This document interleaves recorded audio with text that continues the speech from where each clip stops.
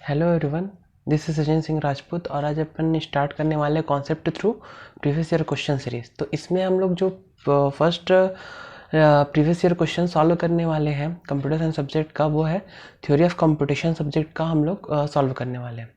तो theory of computation subject आपके gate के लिए भी बहुत इंपॉर्टेंट सब्जेक्ट है एज वेल एज आपके नेट के लिए भी। गेट में पर्टिकुलर इस सब्जेक्ट से आपके 8 से 10 मार्क्स के क्वेश्चन आते हैं पर्टिकुलर इस सब्जेक्ट से, और नेट में आपके 18 से लेके 20 मार्क्स तक के क्वेश्चन आते हैं। तो आप इस सब्जेक्ट को मस्ट रीड करके जाएं, ये सब्जेक्ट आपका बहुत हेल्प करेगा आपके नेट और गेट क्लियर करने में। तो पर्टिकुलर 2020 में पर्टिकुलर इस टॉपिक से क्लोजर प्रॉपर्टी से 2 क्वेश्चन आए। तो एक क्वेश्चन को मैं इस वीडियो में डिस्कस करूंगा और देन नेक्स्ट क्वेश्चन को जो पर्टिकुलर 2020 में आया है उसको मैं नेक्स्ट वीडियो में डिस्कस करूंगा।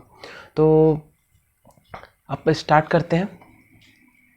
तो क्वेश्चन में ये पूछा गया था कि कौन से स्टेटमेंट ट्रू है। सबसे पहले आप जब कोई क्वेश्चन पढ़ना स्टार्ट करते हैं तो सबसे पहले ये देखें कि उसमें क्या पूछा क्या गया है, ट्रू या फॉल्स। देन क्वेश्चन में ये दिया गया है कि फर्स्ट 3 स्टेटमेंट अपने पास दिए हैं। The union of 2 context free language is context free. मतलब जब अपन यूनियन ऑपरेशन अप्लाई करते हैं किसी भी कॉन्टेक्स्ट फ्री लैंग्वेज के ऊपर तो उसका जो रिजल्टेंट है वो कॉन्टेक्स्ट फ्री होता है। सेकेंड ऑपरेशन दिया गया है कि इंटरसेक्शन अप्लाई करते हैं 2 कॉन्टेक्स्ट फ्री लैंग्वेज के ऊपर तो उसका जो रिजल्टेंट होता है वो कॉन्टेक्स्ट फ्री होता है। थर्ड अपने पास ऑपरेशन दिया हुआ है क्लोजर प्रॉपर्टी का कि अगर कॉम्प्लीमेंट अप्लाई करते हैं किसी कॉन्टेक्स्ट फ्री लैंग्वेज के ऊपर तो उसका रिजल्टेंट कॉन्टेक्स्ट फ्री होता है। तो ये जो फर्स्ट 3 स्टेटमेंट है ना, वो ये आपके डायरेक्टली क्लोजर प्रॉपर्टीज के हैं। जस्ट आपके बेसिक्स चेक कर रहे हैं यहाँ पर आप एग्जामिनर कि आपके बेसिक्स कितने क्लियर है। देन आपका जो फोर्थ क्वेश्चन जो आपका फोर्थ क्वेश्चन है ये वाला कि if a language is context free it can always be accepted by a deterministic pushed on automata. तो ये आपके एक्सप्रेसिव पावर जो होता है लैंग्वेज एक्सेप्टेंस के उसको चेक कर रहे हैं। तो ये क्वेश्चन आपके 2 पार्ट में डिवाइडेड है। पार्ट 1 आपका ये हो गया, पार्ट 2 ये हो गया। ठीक, तो पार्ट 1 को अपन डिस्कस करने स्टार्ट करते हैं। तो पार्ट 1 को डिस्कस करने के लिए हम लोग को क्लोजर प्रॉपर्टी का नॉलेज होना मस्ट है। तो क्लोजर प्रॉपर्टी में हम लोग को क्या जानना चाहिए कि अगर 2 कॉन्टेक्स्ट फ्री लैंग्वेज के बीच हम लोग यूनियन ऑपरेशन अप्लाई करेंगे तो उसका रिजल्टेंट कॉन्टेक्स्ट फ्री होगा। तो इसके लिए हम लोग को क्लोज्ड नॉन क्लोज्ड की डेफिनेशन समझना पड़ेगा कि कब अपन किसी लैंग्वेज को किसी क्लोज्ड कहते हैं क्लोजर प्रॉपर्टी के अंदर और नॉट क्लोज्ड कहते हैं। तो क्लोज्ड और नॉट क्लोज्ड से मतलब क्या होता है। मान लेते हैं कि L1 एक लैंग्वेज है रेगुलर और L2 आपके पास एक लैंग्वेज है रेगुलर, L2 आपके पास अगेन एक रेगुलर लैंग्वेज है। अगर हम इन दोनों लैंग्वेज पे L1 और L2 पे कोई भी ऑपरेशन परफॉर्म करते हैं और उसका जो रिजल्टेंट है अगेन रेगुलर लैंग्वेज आता है। मेरे बोलने का मतलब ये है कि अगर 2 लैंग्वेज के ऊपर कोई ऑपरेशन परफॉर्म करे और ये दोनों लैंग्वेज का जो पर्टिकुलर लैंग्वेज है वही आपके रिजल्ट का भी लैंग्वेज है, रिजल्ट का भी सेम लैंग्वेज रहे। मतलब आपके जो पर्टिकुलर लैंग्वेज का जो लैंग्वेज है और जो आपके रिजल्टेंट लैंग्वेज का जो लैंग्वेज है वो इक्वल रहे, इसको बोलते हैं क्लोज्ड होना। इसको क्या बोलते हैं? क्लोज्ड होना। ठीक, ये आपका होता है क्लोज्ड होना। ये आपको समझ आ गया कि अगर मैं रेगुलर के ऊपर एक रेगुलर लैंग्वेज का यूनियन दूसरे रेगुलर के साथ करूं तो मेरे को रिजल्टेंट आपके पास क्या आएगा? अगेन रेगुलर लैंग्वेज ही आएगा। इसलिए रेगुलर लैंग्वेज को पर्टिकुलर यूनियन के अंदर क्लोज्ड बोलते हैं, सिंपल सा। और नॉट क्लोज्ड का मतलब ये है, मान लेते हैं अपने पास एक L1 लैंग्वेज है, उसके ऊपर ऑपरेशन कर रहे हैं कोई भी ऑपरेशन L2 है। ठीक, ये दोनों लैंग्वेज का पर्टिकुलर दोनों लैंग्वेज किस टाइप के हैं? ये हमारे कॉन्टेक्स्ट फ्री टाइप के हैं। इनके ऊपर अपन कोई भी ऑपरेशन किए और इसका रिजल्टेंट मान लेते हैं रिकर्सिव आ गया। मतलब ऑपरेशन किसके ऊपर किए हैं? कॉन्टेक्स्ट फ्री लैंग्वेज के ऊपर किए हैं और रिजल्टेंट क्या आ गया? रिकर्सिव आ गया। मतलब ये दोनों सेम टाइप के नहीं है, is not equal to recursive. ठीक, दोनों का लैंग्वेज सेम टाइप का नहीं है, इसलिए इसको क्या बोलते हैं, नॉट क्लोज्ड। तो मैं आपको दोनों का डेफिनेशन समझा चुका हूँ कि क्लोज्ड होना क्या होता है और नॉट क्लोज्ड होना क्या होता है। कि अगर हम लोग कोई दो सेम टाइप के लैंग्वेज के ऊपर ऑपरेशन परफॉर्म करें और उसका रिजल्टेंट भी उसी लैंग्वेज में है तो उसको बोलते हैं क्लोज्ड। और अगर अपन दो सेम टाइप के लैंग्वेज पे ऑपरेशन परफॉर्म करें और उनका रिजल्टेंट डिफरेंट लैंग्वेज है, इसको बोलते हैं नॉट क्लोज्ड, सिंपल। तो ये हो गया हमारा। अब हम लोग को क्वेश्चन में कॉन्टेक्स्ट फ्री लैंग्वेज के ऊपर एम्फेसिस करके पूछा गया है कि कॉन्टेक्स्ट फ्री लैंग्वेज किस किस प्रॉपर्टी के अंदर क्लोज्ड होता है और किस प्रॉपर्टी के अंदर क्लोज्ड नहीं होता। तो हम लोग को एक टेबल बनाना चाहिए कि आपको ये याद रखना है कि कॉन्टेक्स्ट फ्री लैंग्वेज किसके अंदर क्लोज्ड होता है और कॉन्टेक्स्ट फ्री लैंग्वेज किसके अंदर क्लोज्ड नहीं होता। तो आपको एक टेबल बना लीजिए कि आपको ये जानना जरूरी है किसके अंदर क्लोज्ड नहीं होता, उसके अलावा बाकी सभी के अंदर क्लोज्ड होता है। ठीक है, तो context free language not closed under, not closed under, ये आपका हेडिंग हो गया। आप इसको याद कर लीजिए, मेमोराइज कर लीजिए, बहुत इंपॉर्टेंट है। पहला है इंटरसेक्शन, सेकेंड है आपका कॉम्प्लीमेंट,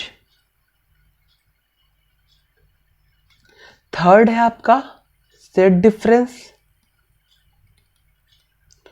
फोर्थ है आपका सबसेट। ठीक, तो ये चार मेन ऑपरेशन है, चार मेन ऑपरेशन है जिसका क्वेश्चन आपको पेपर में आस्क हो सकता है।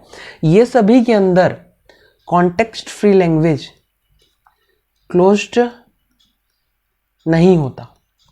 ठीक, आपको पेपर के लिए यही सब याद रखना है कि इंटरसेक्शन में क्लोज नहीं होता, कॉम्प्लीमेंट में क्लोज नहीं होता, सेट डिफरेंस में क्लोज नहीं होता और सबसेट में क्लोज नहीं होता। अगर आपको ये चार प्रॉपर्टी याद हो गई, क्लोज नहीं होता, मतलब इसके अलावा बाकी सब में होता है ना। मतलब इसके अलावा की प्रॉपर्टी बोला जाए तो यूनियन के अंदर क्लोज्ड होगा, यूनियन के अलावा क्लीन क्लोजर, पॉजिटिव क्लोजर और रिवर्सल, ये सारी प्रॉपर्टी उसके अंदर क्लोज्ड होगा। मतलब बहुत सारी property, infinite number of properties है जिसको हम पढ़ते हैं। बाकी अपने काम की तो सिर्फ 4 से 5। तो हमको ये पता चल गया किसके अंदर क्लोज्ड होता है, किसके अंदर क्लोज्ड नहीं होता। देन अपन अब फाइनल क्लोजर प्रॉपर्टी का टेबल देखते हैं जिसमें से अपने को याद करना है। जो टेबल हम लोग को याद करना है उसको देखते हैं। तो हाँ, हम लोग के लिए सबसे इंपॉर्टेंट पॉइंट ये है कि अगर वो क्लोज नहीं होता तो उसका रिजल्ट क्या आता है। मतलब अगर कॉम्प्लीमेंट, कॉन्टेक्स्ट फ्री लैंग्वेज अभी हम लोग पढ़ के आए कि इंटरसेक्शन में क्लोज नहीं होता, और पर्टिकुलर किस में क्लोज नहीं होता, इंटरसेक्शन में क्लोज नहीं होता, कॉम्प्लीमेंट में क्लोज नहीं होता, तो उसका ऑपरेशन का रिजल्ट क्या आता है, ये रिजल्ट को हम लोग को याद रखना है। इंटरसेक्शन का रिजल्ट रखना है, कॉम्प्लीमेंट का रिजल्ट याद रखना है। मतलब हम आप एक ये पॉइंट को याद कर लीजिए, मेमोराइज कर लीजिए कि कॉन्टेक्स्ट फ्री लैंग्वेज है, उसका जब कॉम्प्लीमेंट करते हैं तो उसका रिजल्ट जो होता है या फिर रिकर्सिव होता है, या फिर क्या होता है, रिकर्सिव होता है, या फिर ये कॉन्टेक्स्ट सेंसिटिव होता है। ठीक, ये 2 पॉइंट आपको याद रखनी है कि कॉन्टेक्स्ट फ्री लैंग्वेज का कॉम्प्लीमेंट क्या होता है, रिकर्सिव होता है, ये कॉन्टेक्स्ट सेंसिटिव। और दूसरा आपने किसके बारे में याद रखता है, इंटरसेक्शन के बारे में, कि अगर मैं 2 कॉन्टेक्स्ट फ्री लैंग्वेज का क्या करूं, इंटरसेक्शन करूं, तो जो उसका रिजल्ट होता है ना, अगेन या फिर रिकर्सिव होगा या फिर कॉन्टेक्स्ट सेंसिटिव लैंग्वेज होगा। तो ये पॉइंट आपको याद रखना है, मेन पॉइंट यही है। और सबसेट के केस में भी सेम होता है, सबसेट के केस में भी अगेन सेम रिजल्ट, CSL और रिकर्सिव। ठीक, तो ये आपको पॉइंट याद रखना है। अक्सर जो क्वेश्चन आते हैं ये कॉम्प्लीमेंट के ऊपर पूछे जाते हैं, तो ये कॉम्प्लीमेंट वाले पॉइंट आपको याद रखने हैं कि कॉम्प्लीमेंट का रिजल्ट क्या आएगा। ठीक, तो आपको ये पॉइंट याद रखना है, ये पॉइंट इंपॉर्टेंट है क्योंकि ये नेट में भी पूछे जाते हैं और गेट में भी पूछे जाते हैं। तो ये पॉइंट आपको याद रखना है। देन अपन फाइनल आते हैं टेबल की साइड वाले थे, क्लोजर प्रॉपर्टी लैंग्वेज की। हम लोग अभी तक 3 पॉइंट कवर कर चुके हैं। पहले पॉइंट हमने ये पढ़ा कि कौन सा लैंग्वेज क्लोज्ड या फिर नॉट क्लोज्ड का क्लोज्ड होना या ना होने का मतलब पढ़ चुके।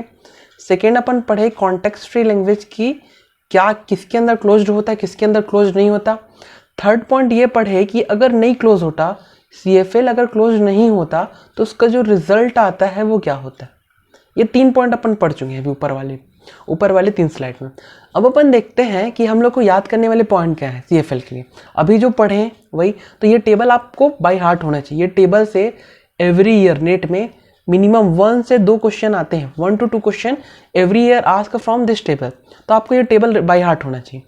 तो सबसे इंपॉर्टेंट प्रॉपर्टी आपके union, intersection, set difference, complement और आपका पर्टिकुलर सबसेट, ये सब बहुत इंपॉर्टेंट प्रॉपर्टी है जिसको आपको याद रखना है। ठीक, तो ये आपका यस हो गया।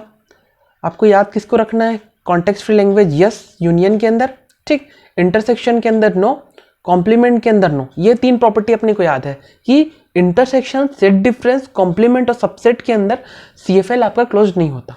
ठीक, अब अपन देखते हैं कि क्वेश्चन के स्टेटमेंट में क्या बोला गया, पर्टिकुलर स्टेटमेंट में क्या बोला गया। सबसे पहला स्टेटमेंट ये दिया गया है, the union of 2 context free language is context free. तो जब अपन, आपके पास 2 लैंग्वेज है, L1 वो कॉन्टेक्स्ट फ्री लैंग्वेज है, L2 भी आपके पास क्या है, कॉन्टेक्स्ट फ्री लैंग्वेज है। जब हम लोग उसके ऊपर यूनियन अप्लाई करते हैं, L1 यूनियन L2, तो उसका रिजल्ट भी क्या होता है, कॉन्टेक्स्ट फ्री होता है।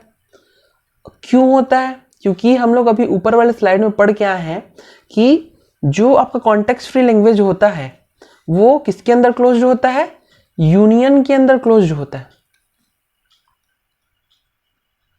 ठीक, सेकेंड स्टेटमेंट ये बोला गया है, मतलब आपका फर्स्ट स्टेटमेंट क्या होता है, ट्रू होता है। सेकेंड स्टेटमेंट बोला है the intersection of 2 context free languages context free. ठीक, तो L1 भी आपके पास क्या है, कॉन्टेक्स्ट फ्री लैंग्वेज, L2 भी आपके पास क्या है, कॉन्टेक्स्ट फ्री लैंग्वेज।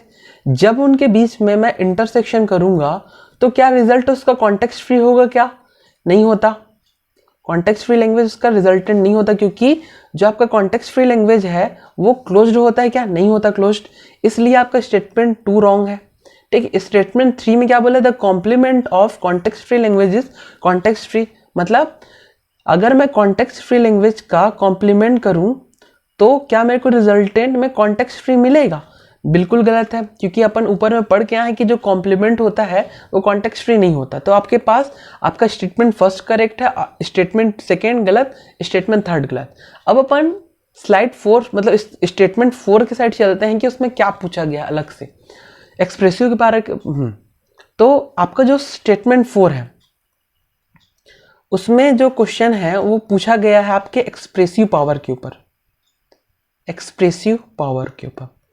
तो स्टेटमेंट अपन पढ़ते हैं सबसे पहले कि अगर आपका लैंग्वेज कॉन्टेक्स्ट फ्री है तो इट कैन ऑलवेज बी, इस पॉइंट को नोट करिएगा, it can always be accepted by deterministic push down automata, it can always be accepted by deterministic push down automata.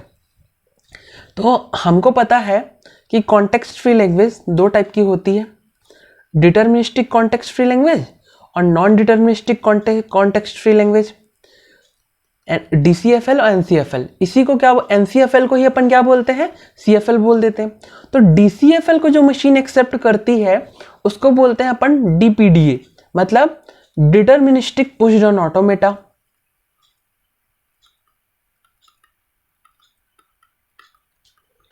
Push down automata. अब एक point याद रखिएगा, इसको जो लैंग्वेज एक्सेप्ट करती है उसको बोलते हैं NPDA।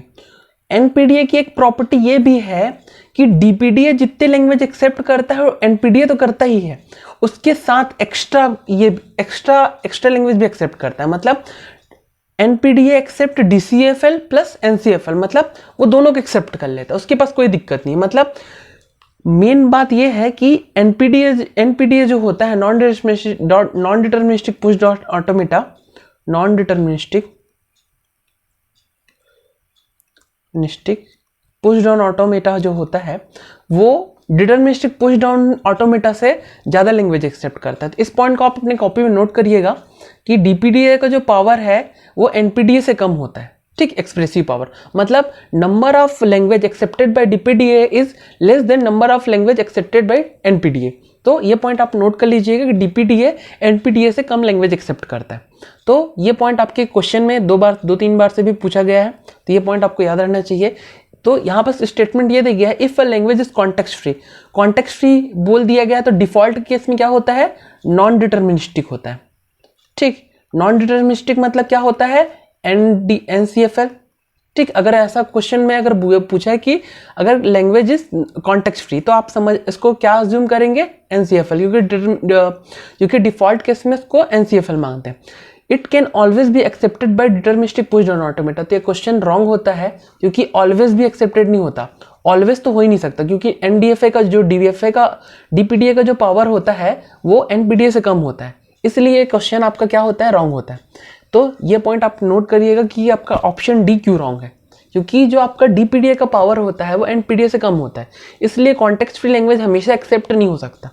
ओके, देन अपन फाइनल कंक्लूजन पेज में आते हैं कि the union of two context free languages statement अपने पास क्या पूछा था, ट्रू पूछा था, तो आपका आंसर क्या आ गया, ए आ गया। अब अपन इसको देखते हैं कि गेट के पॉइंट ऑफ व्यू से क्वेश्चन को कैसे फ्रेम कर सकते हैं।